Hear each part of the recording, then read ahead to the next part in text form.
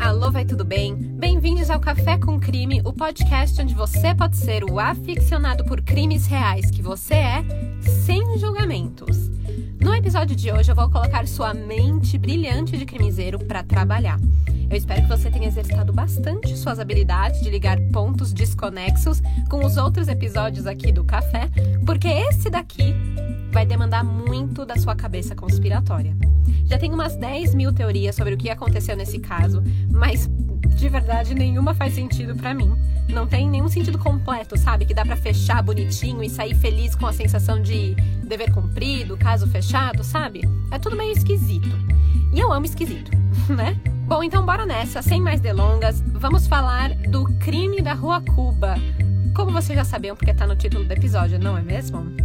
Quem indicou esse mistério sem solução foi o Benjamin Feldman.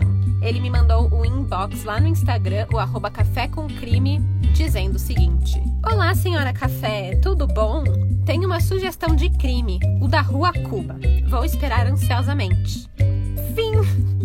Muito direto ao ponto, né? Acho ótimo. Eu queria muito ser assim. Se eu fosse assim, vocês teriam episódios aí de 30 minutinhos, 20 minutinhos, e não esses monólogos longos de 1 hora e pouco, né? Na verdade, você sabia que meu objetivo no começo do podcast era ter episódios curtinhos? Fica aí, essa minha grande decepção por não conseguir ir direto ao ponto. Tipo isso que eu tô fazendo agora, né? Porque já era pra eu ter começado a falar do caso e eu tô aqui, ai meu Deus, juro, eu vou tentar ser objetiva nesse daqui, que nem o Benji. Bora nessa, minha gente.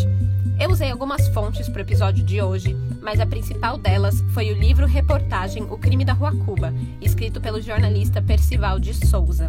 Esse livro é uma espécie de A Sangue Frio, só que brasileiro e meio teen. Como que um livro-reportagem criminal pode ser teen? Pois é, eu também não sei, mas esse daqui é. A leitura ela é rápida, o livro é curto, é bem objetivo, bem informativo, então fica aí a dica de leitura. Aliás, tem PDF online desse livro. Além do livro, eu também peguei informações do programa Profissão Repórter da Globo, do jornal Folha de São Paulo, da revista Veja, SP e do portal O Tempo. Pronto, agora sim, tô preparada para mergulhar de cabeça no caso da Rua Cuba. Vamos começar do começo?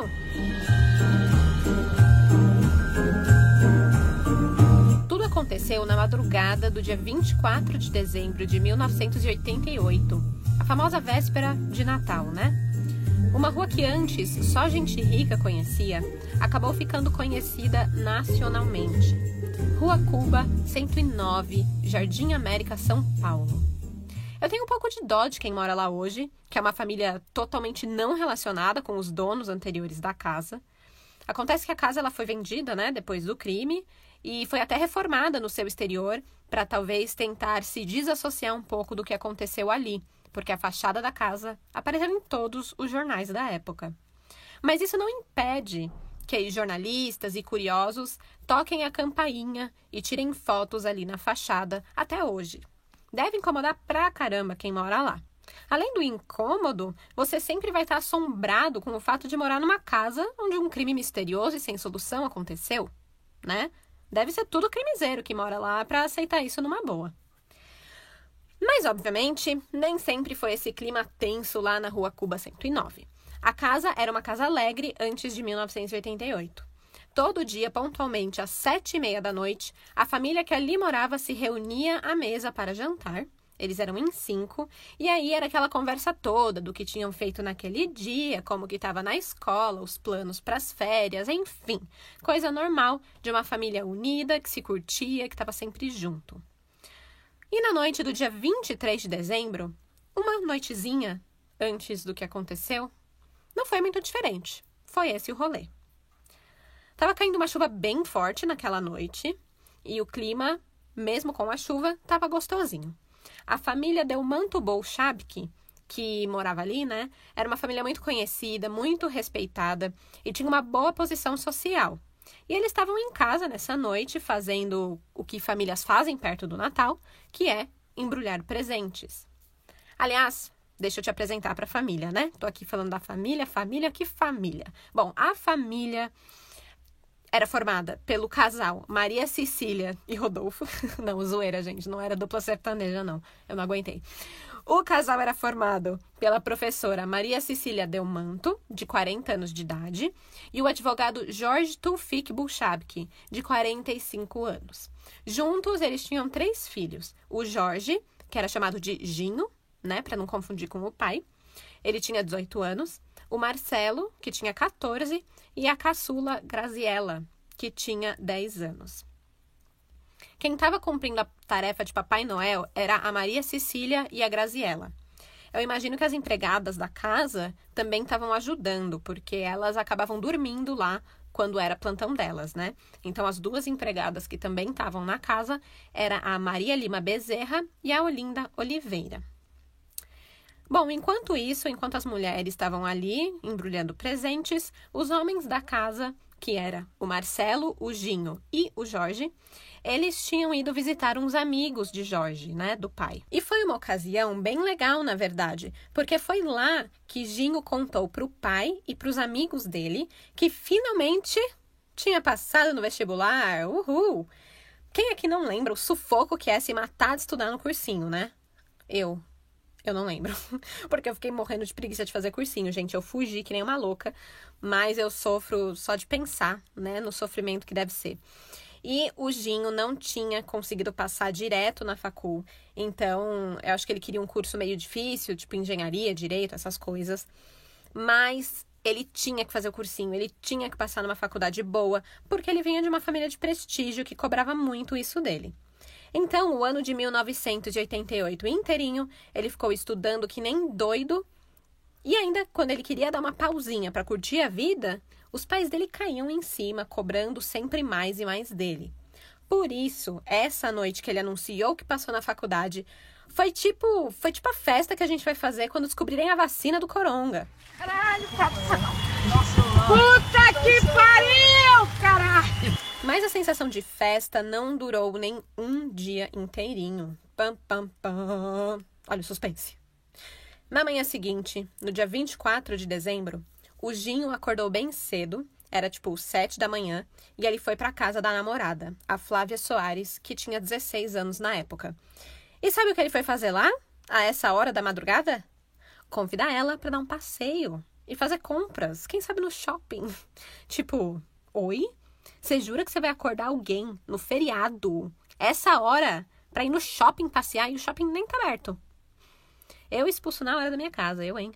Mas a Flávia tem um coração melhor do que o meu e falou pro Ginho dormir lá com ela, mais um cochilinho, vamos tirar uma sonequinha. Mas ele tava muito agitado, então ele não quis e ela ficou lá tentando acalmar o serzinho que tava com insônia. Mas ele realmente não quis e disse que tava com medo de dormir, porque ele poderia ter pesadelos. Oi? Ah, vá tomar no... Tá de zoeira, né? Mas, de novo, a Flávia é melhor do que eu, porque eu já ia estar dormindo enquanto ele estava dando as desculpinhas esfarrapadas dele. E a Flávia não. Ela ficou escutando, começou a questionar, tá tudo bem, o que aconteceu, por que você tá assim? Aliás, por que você tá na minha casa, 7 horas da manhã, do pleno véspera de Natal? E aí eles começaram a ter uma DRzinha, e foi uma briguinha meio besta, e o Ginho foi embora. Aí... não sei se foi lá da casa da Flávia ainda, ou de um orelhão, ou, bom, não tinha celular na época, né? O fato é que o Ginho, de algum jeito, ligou para a casa dele. Isso foi antes do meio-dia. Ele ligou para perguntar se os pais estavam bem. E foi bem curioso ele ter ligado essa hora, porque desde as 7h30 da manhã, o despertador do casal, do Jorge e Maria Cecília, tinha tocado, mas eles não tinham levantado. Isso não era muito comum. Eles sempre levantavam cedo. E aí os empregados da casa e os irmãos do Ginho, né, o Marcelo e a Graziella, estavam meio afobados, né, não sabiam o que fazer. E, mais estranho do que isso, a porta do quarto estava trancada. E eles nunca dormiam com a porta trancada, gente, porque a Graziella, a caçula, ela tinha problemas cardíacos. E os pais tinham o costume de dormir com a porta entreaberta. Caso ela pedisse socorro ou acontecesse alguma coisa, eles conseguiriam correr até ela com mais facilidade. Bom, tava o climão lá na Rua Cuba já, e o Jorge também acabou ficando preocupado com isso e pediu para uma das empregadas, a Olinda ou a Maria, dar uma espiadinha pela janela do quarto dos pais. Acontece que o cômodo ficava no 2º andar da casa, e a janela era tipo uma varandazinha, sabe? Então, a empregada pegou uma escada, subiu e com um cabo de vassoura abriu de leve a janela da varanda e... estava tudo em ordem. O casal estava dormindo, cobertinho lá com o lençol deles, de boaça. Bem, a essa altura, o Ginho já tinha voltado para casa. E aí o papo com os irmãos e as empregadas naquela manhã acabou virando uma discussão de tipo, vamos arrombar a porta. Não vamos arrombar. Não, mas a gente precisa entrar. Não, mas não, né? Virou uma discussão. O Ginho, sendo o irmão mais velho, ele teve a palavra final. E a opinião dele é de que não ia quebrar porta nenhuma, porque poderia ter um assaltante lá dentro. Oi? Gente, de onde um assaltante do nada, mano? Esquisito, né? Pois é, anota aí. Então, ao invés de arrombar a porta, como o Marcelo queria fazer, o Ginho decidiu ir pra rua ver se encontrava uma viatura policial para ajudar. Né? Como se telefone não existe, 190 não funciona. Mas tudo bem, o método não convencional dele funcionou, porque por sorte tinha uma viatura na rua, a 2 quadras da casa dele, porque tinha acontecido um acidente de carro ali e, enfim, tinha uma polícia lá. Aí ele chegou na polícia, explicou a situação, que estava com medo de ter alguém na casa dele, que os pais não saíram do quarto, blá, blá, blá. E a polícia foi lá averiguar. Foi aí, por volta da 1 da tarde do dia 24 de dezembro, que um policial entrou na casa da Rua Cuba, acessou o quarto do casal pela janela e verificou que Maria Cecília e Jorge estavam mortos na cama.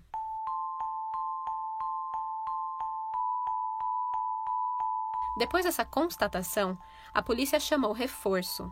Além disso, eles precisaram abrir o quarto, né, que continuava trancado, e a solução foi tirar as dobradiças da porta para liberar o acesso de familiares, advogados e peritos criminais que precisavam analisar a cena do crime. E tipo assim, eles não estavam mortos de morte morrida, não. Não é tipo, tive um ataque cardíaco, morri, não. Eles estavam mortos de tiro na cabeça. Agora eu te pergunto, como? Foram 3 tiros disparados no mínimo, 2 tiros em um deles e um outro tiro no outro. Como que ninguém dentro da casa escutou 3 tiros numa madrugada silenciosa? Como que os vizinhos não escutaram nada? E se alguém entrou na casa para cometer um crime desses, como que o cachorro não latiu loucamente, acordou todo mundo? A família Bulchowski tinha uma dálmata chamada Diana, que sempre ficava no quintal da casa, com acesso ali ao portão da frente.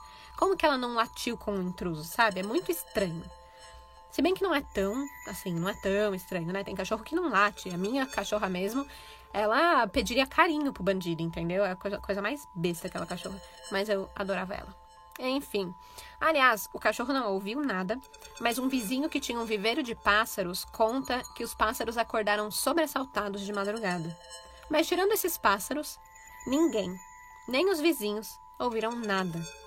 O casal Delmanto Bolchowski foi assassinado a tiros na cabeça, dentro da própria casa, sem que ninguém percebesse.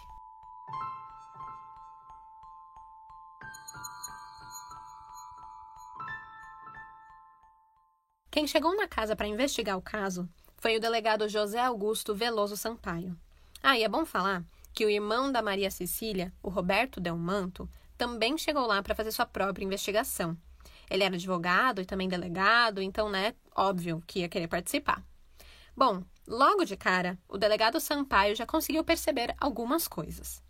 Nenhuma porta da residência foi arrombada, todas as janelas estavam intactas, o muro da casa não apresentava nenhuma marca de que alguém tivesse pulado por ali.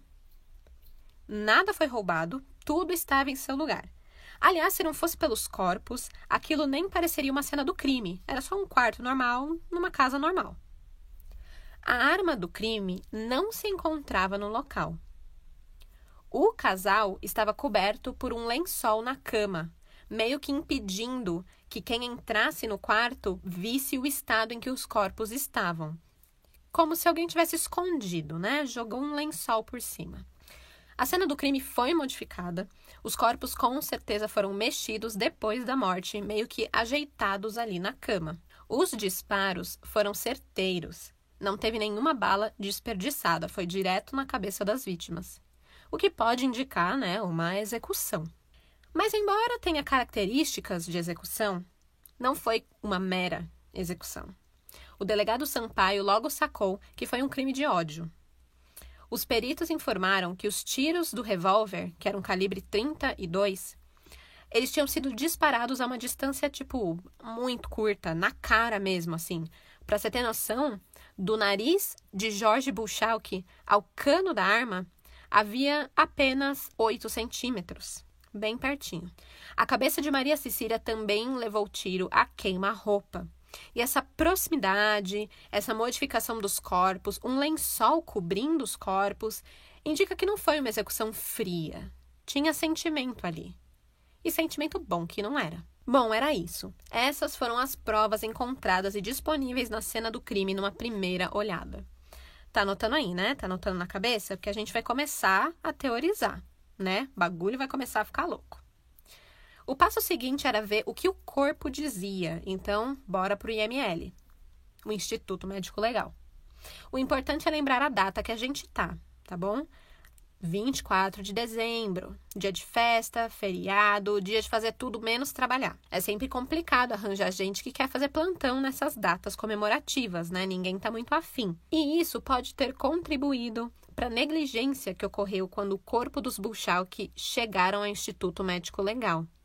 O laudo feito foi meio que curto e grosso. As mortes ocorreram entre 2 e 5 da manhã. Maria Cecília Delmanto Buchalki tinha recebido 2, vou repetir porque é importante, 2 tiros na cabeça. E o seu marido Jorge Tulfik Buchalki, um único tiro na cabeça. Junto desse laudo vinha um gráfico com desenhos e setas, né, indicando algumas coisas. E pelo desenho, parecia que o marido deu 2 tiros na mulher e depois deu 1 tiro na própria cabeça. Ponto. É isso que o laudo falava. Curto, grosso e tendencioso esse laudo. E é claro que isso deu o que falar. Acontece que esse caso foi de grande repercussão. Afinal, estamos falando de uma família de classe alta, né? E são os Delmanto Buchalki. Os Delmanto, que é a parte de família da Maria Cecília, eles eram muito conhecidos e influentes na área jurídica. O pai dela, que era o Dante Delmanto, ele era um advogado, foi um deputado, um jurista muito importante e até tem nome de viaduto aqui em São Paulo, que é o viaduto Dante Delmanto. Os seus filhos, o Celso e Roberto Delmanto, eles são autores de um dos códigos penais mais comentados no Brasil. Então, tinha muita gente interessada na tragédia que aconteceu com essa família. Então, quando o laudo chegou à delegacia de homicídios, os jornais também já estavam ligados e saíram com uma entrevista bomba que foi concedida pelo chefe da Polícia de São Paulo, o delegado Amândio Malheiros Lopes. Nessa entrevista, o delegado dava sua opinião sobre o caso. E, é claro, a opinião dele era a mesma opinião que o laudo indicava. Então, ele afirmou o seguinte para o jornal. Ai, meu Deus, quando as pessoas afirmam coisas para o jornal, meu coração dá um treco. Ele disse o seguinte: tudo tem as características de homicídio seguido de suicídio. Então, assim, né? Caiu no jornal, pronto. Todo mundo está acreditando que foi isso que aconteceu. Essa foi uma das primeiras teorias do que poderia ter acontecido na Rua Cuba aquela noite. Mas será? Caso fosse isso mesmo, onde está a arma, né? Deveria estar ao lado do Jorge, que teoricamente foi o cara que se suicidou. Na verdade, não se fala se suicidou, né? Que suicidou. Mas enfim, a arma não estava lá. Cadê a arma, né? O cara se matou e a arma saiu andando sozinha. E também como que os corpos foram mexidos depois, né? E como que eles se cobriram. Para mim, não faz sentido. Mas e para você, faz algum? Porque aparentemente, pro delegado Amândio fazia. Mas, na verdade, pode até ter um jeito disso ter acontecido. O casal, ele tinha um histórico de brigas e desentendimentos. Muitas dessas brigas ligadas ao fato da família Delmanto, a dona do prestígio todo, achar que Jorge Buchalki se aproveitava da fama deles no meio jurídico. Que ele era um aproveitador da família, morava de graça na casa que era dos Delmanto, né, a casa da Rua Cuba, e enfim, essas tretas de família. Então, caso ele tenha tido alguma treta muito grave com a esposa e ele tenha matado a esposa e depois se matado, caso ele tenha feito isso, como que a cena do crime ficou daquele jeito final? Alguma ajudinha teve que ter. Bom, senta que lá vem teoria. E se Ginho acordou com o barulho dos tiros que o Jorge deu na Maria Cecília, entrou no quarto e entendeu ali que os seus pais tinham se matado de alguma forma. A mãe com 2 tiros, o pai com 1, né? Esquisito. A mãe estava dormindo de camisola e ele, como qualquer outro filho de uma família tradicional, não gostaria que Maria Cecília fosse encontrada e vista naquela posição, com aquela roupa íntima. Então, ele teria coberto os corpos por uma questão de pudor, né? Uma certa reverência pela mãe, e teria então ajeitado os corpos na cama em sinal de respeito. Depois, ele teria sumido com a arma para não manchar o nome da família, para não falar que, olha, aquela família que um matou o outro, né? Ele queria preservar o nome, porque, né, realmente é muito pesado carregar essa história de que assassinato, suicídio, né? Seu pai matou e se matou, enfim, não ia ser fácil. Poderia ter sido? Faz algum sentido? Bom, não sabemos. Mas uma coisa aí é certa. A história do assassinato-suicídio foi bombástica. E todo mundo estava falando só disso. Tipo, pronto, resolvemos o caso. Até que outra bomba veio logo a seguir.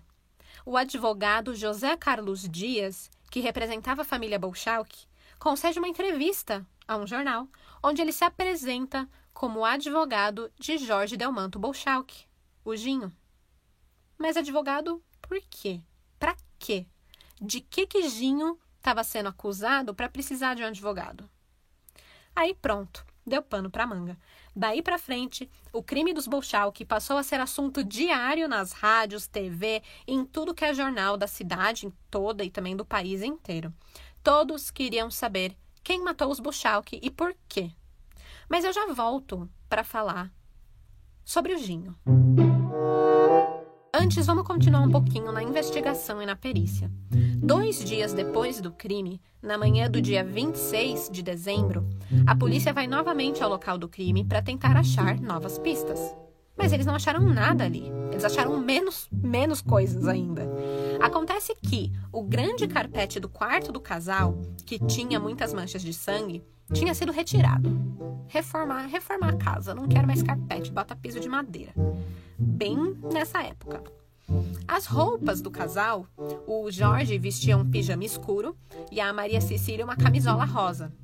As roupas simplesmente tinham ido para a máquina de lavar. Bom, já que nada físico pôde ser encontrado, os policiais trataram de conversar mais detalhadamente com as empregadas, a Maria Lima Bezerra e a Olinda Oliveira.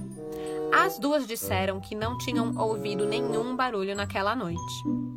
O engraçado é que a polícia fez um teste para saber se o barulho de tiros no quarto dos Bolchalck poderia ser ouvido no interior da casa ou mesmo na rua. Em vários pontos da rua e em todas as regiões da casa, dava sim para ouvir o eco dos disparos de revólver. Na rua teve até gente que saiu da janela para espiar e ver o que estava acontecendo naquela casa. Mas na noite do crime ninguém ouviu. Será que era porque naquela noite chovia? Será que o assassino deu a sorte de talvez disparar logo quando um trovão fez brum, né? Ou será que esse é o cara, ou a cara, né, mais sortuda do planeta Terra, que ninguém ouviu porque estava chovendo muito? Esse cara devia jogar na loteria. Quem não estava com sorte era a polícia, de novo, sem mais pistas. E para complicar ainda mais o rolê, além de não ter muitas pistas, as pistas que tinham ainda estavam erradas. Pois é, crimezeiros. Lembra que eu falei que ninguém estava muito afim de trampar lá no ML e o laudo foi curto e grosso? Pois um perito que analisou o caso corrigiu o laudo. O Jorge havia recebido dois tiros na cabeça. E a Maria Cecília, um único tiro.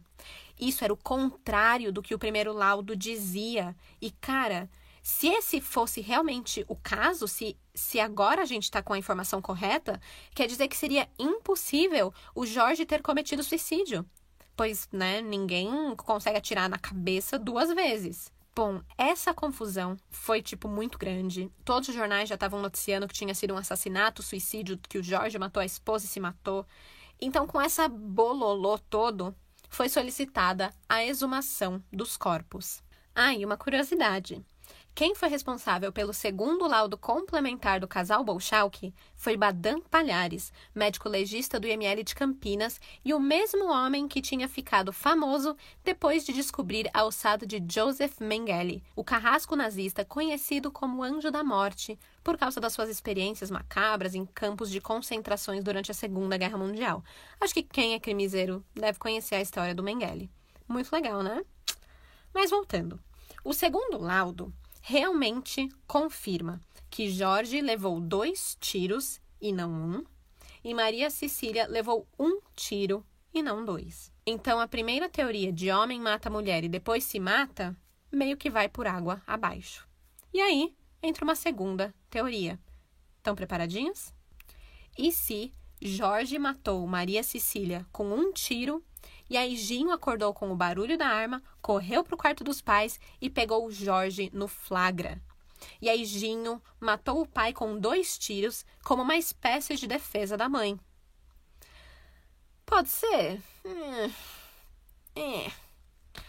Esse também não me parece funcionar muito, já que o legista afirmou que o pai morreu primeiro. Será então que existe a possibilidade da mãe ter matado o pai, né, Maria Cecília ter matado o Jorge com 2 tiros, ter sido surpreendida pelo Ginho, que então a matou com 1 tiro e arrumou toda a cena do crime? De novo, né? É muito difícil, não teve uma bala desperdiçada, como que ele ia na hora, no susto, acertar uma de uma vez e plau? Até porque ela morreu com o tiro a queima-roupa, então ele não foi uma surpresa, ele chegou muito perto caso tenha sido isso, né? De novo, gente, teoria e aquela coisa que meio que patina, né? Não vai muito pra frente. De qualquer forma, a coisa não estava ficando bonita pro lado do Ginho. Porque ou ele tinha cometido o assassinato de um dos pais, no mínimo, ou ele tinha mexido na cena do crime e sumido com a arma, o que também é um crime. E aí, é por isso, claramente, que ele precisava de um advogado.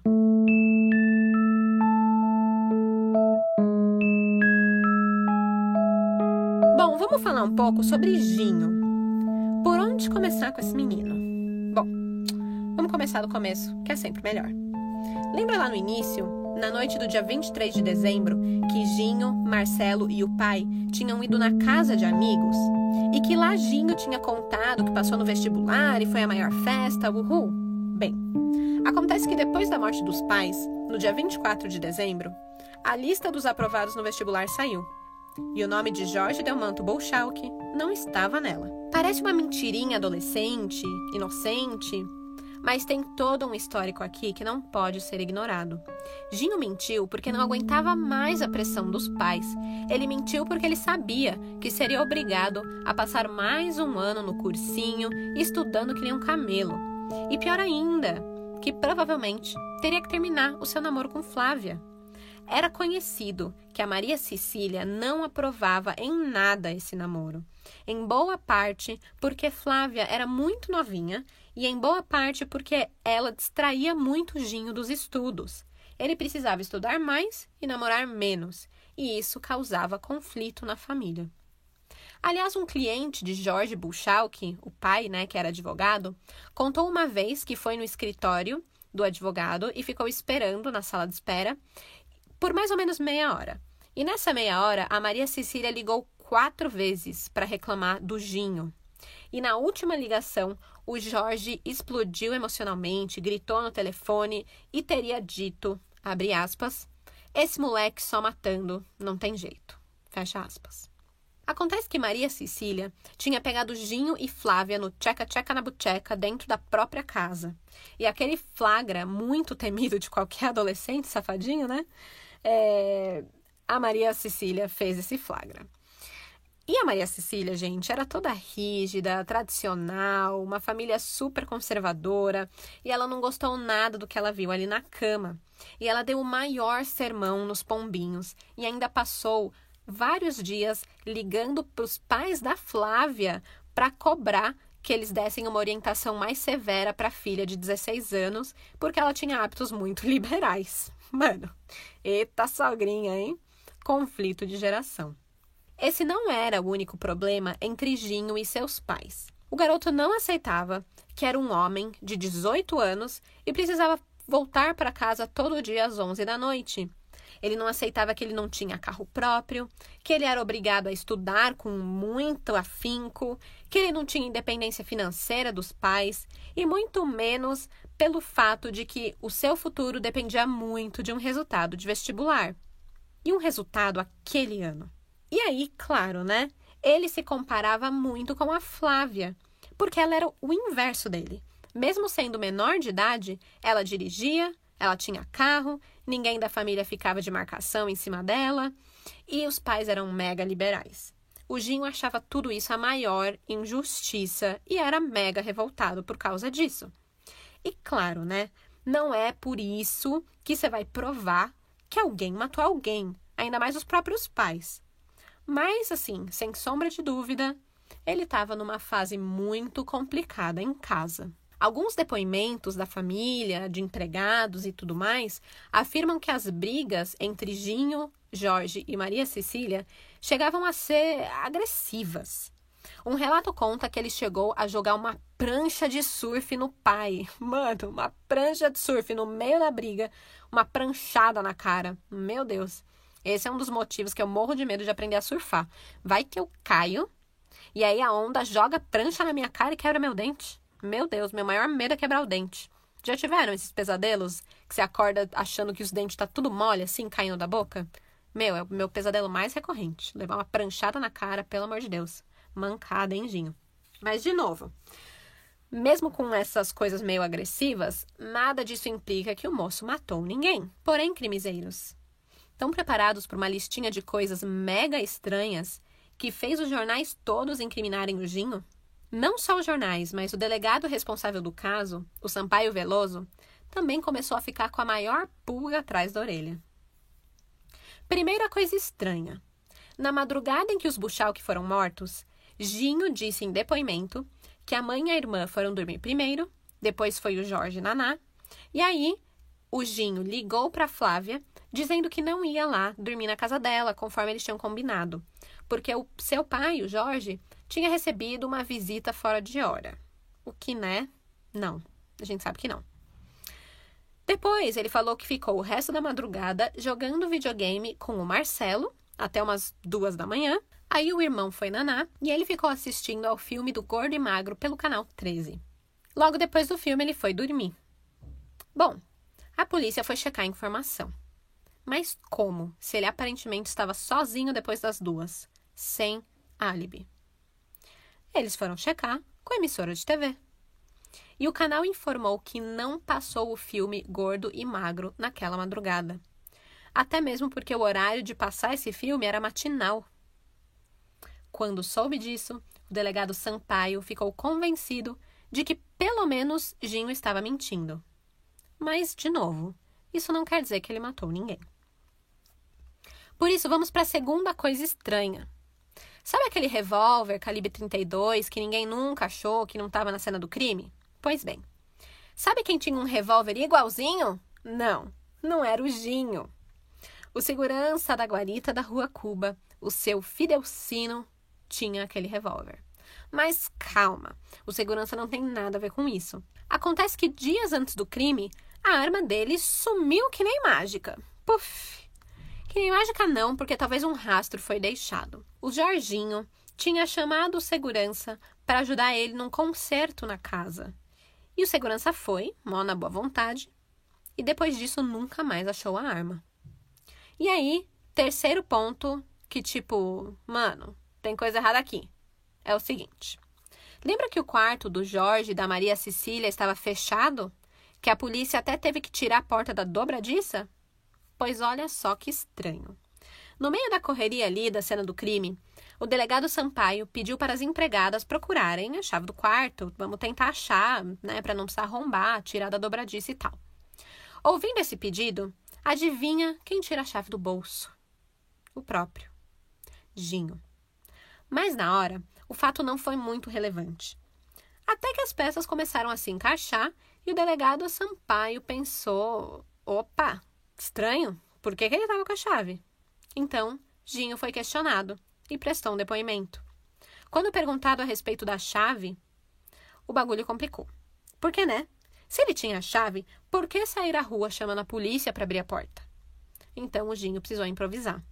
Ele disse que a chave tinha sido entregue a ele por uma das empregadas, a Olinda Oliveira. Então, o delegado Sampaio mandou chamar Olinda na hora e, diante de Jorginho, ela desmentiu ele.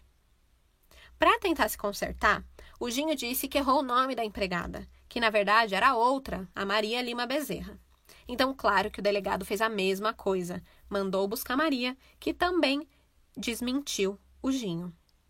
Na terceira tentativa de se redimir, o Ginho disse que, na verdade, a chave veio da sua tia, a Imaculada Conceição Delmanto, conhecida como Peg, que é ela que tinha dado a chave para ele. Mas a própria tia desmentiu o menino. Com isso, o delegado falou: ok, eu preciso ouvir esse menino, eu preciso de um depoimento mais aprofundado do Ginho. Mas o tio dele, o advogado Roberto Delmanto, não permitiu. Ele disse que Ginho ainda estava muito abalado e que o delegado não podia simplesmente pedir isso sem fazer uma intimação com antecedência, enfim, que ele precisava seguir o protocolo, o procedimento normal. E, dessa forma, a porta se fechou, assim como a porta do quarto do casal. Mas assim, por mais que tudo isso seja bem estranho, e com certeza tem algumas mentirinhas aqui e ali, nada é o suficiente para acusar Ginho de homicídio. Ele era um suspeito. E apesar de ser só um suspeito, é claro que os jornais foram muito além de suspeito e já condenaram ele logo de cara. Ele realmente aparece como um acusado formal nas manchetes e era uma loucura o tanto que perseguiam ele. A polícia não podia achar nada meramente assim que já, porque foi o Ginho. Ele conta na entrevista na revista Veja que uma vez a polícia foi na casa dele fazer uma busca e a polícia acabou esbarrando em muito pó, onde tinha, não lembro onde que a polícia entrou, que tinha muito pó. Então o policial tirou a camisa e saiu com a camisa na mão da casa. E os jornais viram, né, tiraram fotos e publicaram: polícia acha camisa com sangue de Ginho. Tipo, não, mano, era uma camiseta da própria polícia com pó, sabe? Eles chegavam numas conclusões, assim, muito loucas, nada a ver. E por isso que o Ginho afirma que ele foi absolutamente condenado pela mídia. Com tudo isso, com os jornais indo à loucura e muita cobrança em cima do caso, a polícia não podia ficar parada. O caso era grande demais e se eles não dessem logo uma resposta, os jornais iam acabar com eles. Sabe como é, né? Aquela pressãozinha básica. Então, eles deram ouvido a uma teoria que a própria família Delmanto estava convicta de que tinha acontecido: latrocínio seguido de homicídio. Será que um ladrão entrou para roubar a casa e acabou matando o casal? Para mim, não faz sentido, porque a cena do crime não condiz com isso. Mas teve a hipótese, porque um ano antes, em 1987, um ladrão tinha realmente entrado no quarto do casal para roubar a casa, mas ele foi pego no flagra por Maria Cecília, que gritou e esperneou, e aí quando o ladrão saiu correndo, ele tropeçou, caiu e o vigia da rua prendeu ele. Mano, ai, esse ladrão. Muito bom. Bom, ele foi preso, né? O ladrão. Então, teve a cogitação de que talvez esse maluco quis voltar para se vingar da família pela humilhação que ele passou. Então, ele voltou para aterrorizar o casal e, né, acabou matando eles ali. Essa era uma teoria. Mas essa teoria logo foi totalmente descartada. Porque esse ladrão, ele estava em uma cidade no interior e não tinha como ele estar presente em São Paulo aquele dia. Ele tinha álibis perfeitos que comprovavam que ele nem na cidade estava. Além do mais, ele era um tipo de ladrão de galinha, sabe? Não um assassino, vingador. Mano, pelo amor de Deus, o cara tropeçou e caiu. Enquanto fugia, foi preso, né? Muito ruim. Então, essa teoria foi cancelada. Durante as investigações, a polícia descobriu talvez uma terceira ou quarta, quinta teoria. Eu nem sei mais em que teoria a gente está. A polícia descobriu que Jorge e Maria Cecília estavam sendo ameaçados de morte por donos de uma construtora de imóveis do qual eles tinham comprado um apartamento no litoral de São Paulo. Aí estava naquele processo, né? Sabe como é? Financiamento, reajuste, preço, comissão, blá, blá, blá, blá, briga de negócios e tal. E essa briga tinha ficado bem quente e rolou uma ameaça de morte. Isso tinha acontecido. Mas ninguém que discute por causa de preço de apartamento vai entrar de madrugada na casa do outro para resolver a tiros a pendência, né? Até porque se você mata o cliente, você não vai receber nunca esse dinheiro. Além do mais, normalmente, quando se tem uma execução assim, vamos dizer, por vingança ou enfim, normalmente acontece no portão de casa porque a vítima está entrando ou saindo e é muito mais fácil atirar a distância e sair de lá sem deixar nenhum vestígio. Entrar numa casa, além de você deixar, né, arrombamentos e tudo mais, você pode deixar um cabelo, você pode deixar uma digital. É muito mais difícil, né? É muito mais arriscado. Então, era esquisito. Enfim. Bom, apesar disso tudo, a polícia, obviamente, interrogou os donos dessa construtora e perceberam claramente que não tinha nada a ver, absolutamente, não tinha chance, não foi isso, não foi esse o rolê, não tinha nada a ver com a galera da construtora. Tudo isso ajudou a fortalecer a teoria do delegado Sampaio de que o criminoso estava dentro da própria casa. Ninguém entrou e saiu da residência na Rua Cuba.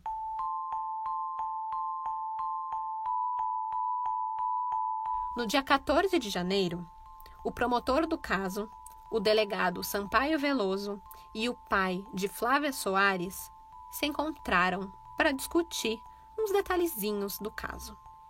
O pai de Flávia conta que, naquela manhã que ele apareceu lá, às 7 da manhã, né, do dia 24 de dezembro, o Ginho teria dito, ele estava bem agitado e falou o seguinte para Flávia: vê se não me enche o saco. O que, né, super normal, até aí, coisa de adolescente brigando. Mas ele teria feito uma alusão aos próprios pais, falando o seguinte: vê se não me enche o saco, porque os dois que mais me enchiam o saco não estão mais aqui. A Flávia acabou comentando isso com a mãe comentou com o marido, e agora o marido estava ali contando isso pro delegado e pro promotor. O pai da Flávia, além de dar essa informação, deu uma opinião muito subjetiva, né? Que o Ginho poderia, provavelmente, ter algo a ver com o assassinato dos pais, já que ele tinha soltado essa frase na casa dele, na casa da Flávia. Entretanto, o pai da Flávia se recusou a assinar qualquer tipo de depoimento formal e quis ficar fora das investigações.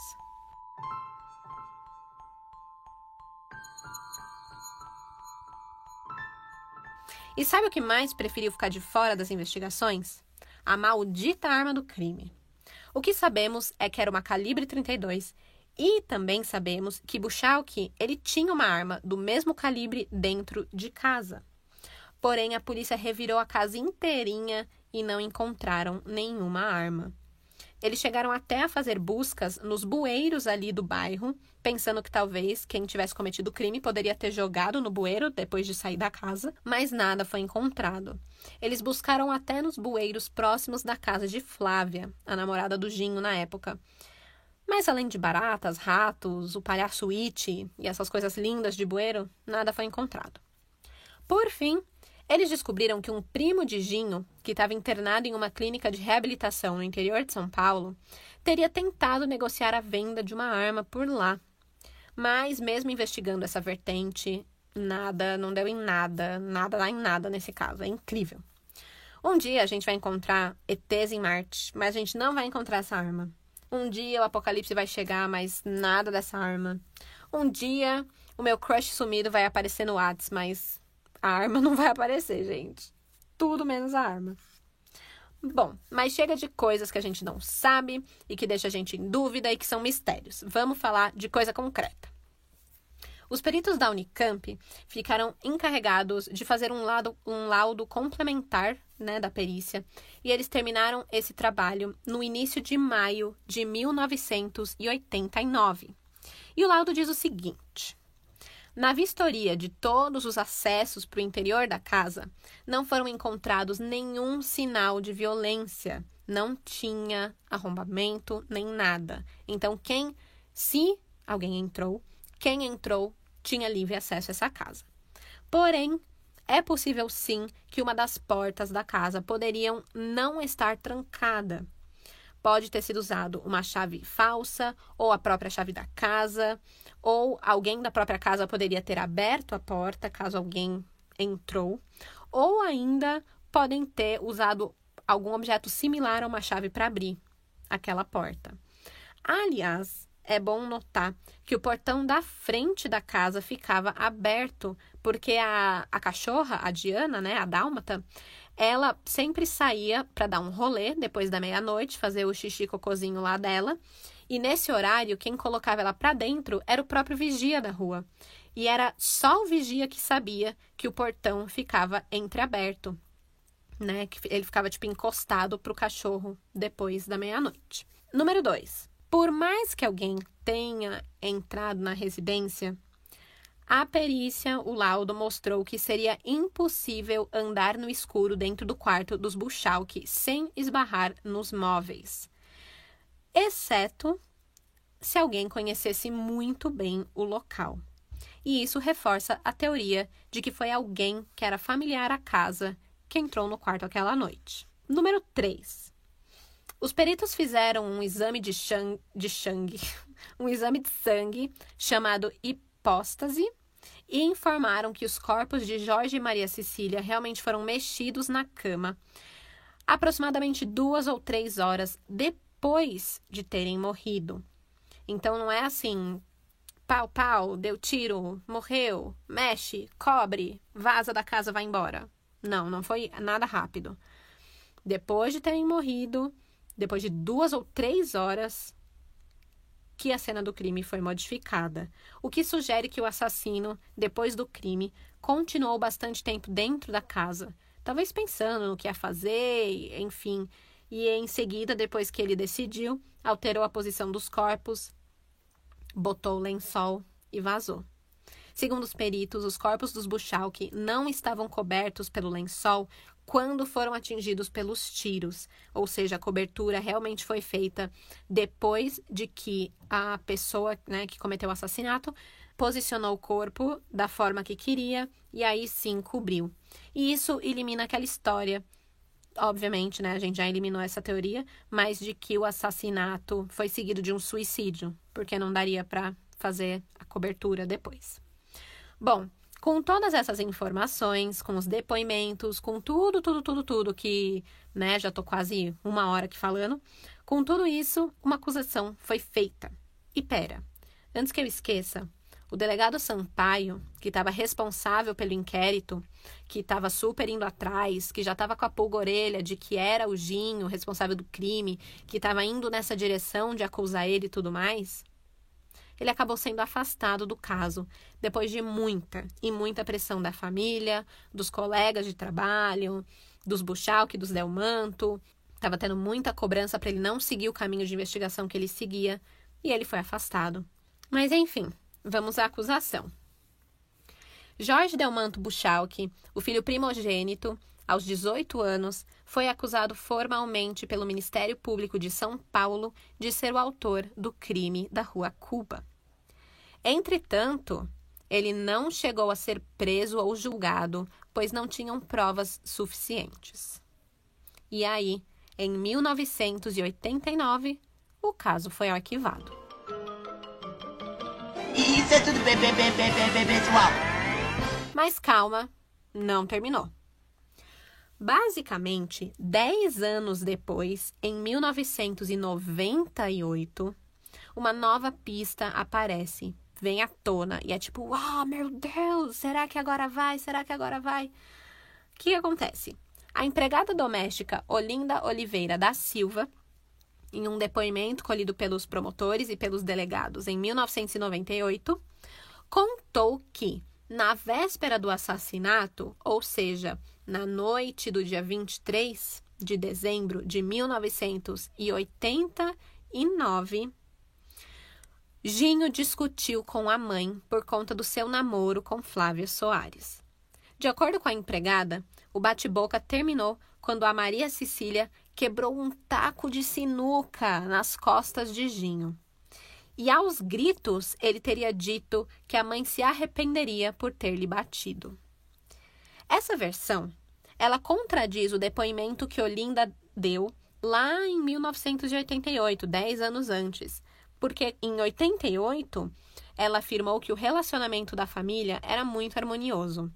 Então, o delegado perguntou por que Olinda omitiu este detalhe tão importante quando o delegado Sampaio, tinha entrevistado ela, e ela informou que a família pediu para não dizer nada. Então, ela se sentiu pressionada e ficou quietinha no canto dela. Ela jamais explicou por que ela mudou de opinião e por que ela quis se abrir 10 anos depois. Porém, mesmo com esse novo depoimento da Olinda, não deu para abrir o caso novamente. De acordo com o Código Penal, quem é acusado de um crime e é menor de idade, tem menos de 21 anos, reduz pela metade o prazo de prescrição. Ou seja, o máximo, de uma prescrição normalmente são 20 anos. Então, no caso do Jorginho, seria metade, 10 anos. Portanto, em 1998, acabou. A responsabilidade criminal foi extinta. E com isso, o crime da Rua Cuba nunca teve desfecho. E, gente, não é que não teve, mas pode ter um dia. Não pode ter nunca mais. Já são 32 anos, já prescreveu, acabou. É isso. Beijo, tchau. Não, mentira, tchau não. Só que ainda tem mais algumas informações sobre como está a família Delmanto Buchalki hoje. Então vamos para o depois do crime. Depois do crime, os irmãos Jorge, Marcelo e Graziella foram morar com a avó materna, a Cecília. Aliás, a avó foi uma das testemunhas de Jorge, o Ginho, no processo do assassinato dos pais.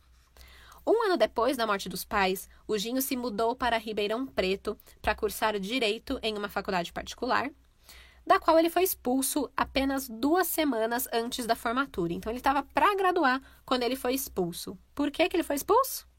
Ele foi acusado de pagar a faculdade com cheques furtados de uma funcionária da instituição. Então, ele voltou para São Paulo e conseguiu colar grau em uma outra universidade. Ele se formou em Direito, virou advogado e seguiu o mesmo caminho da profissão da família Delmanto. Ele abriu o seu próprio escritório de advocacia em 1995.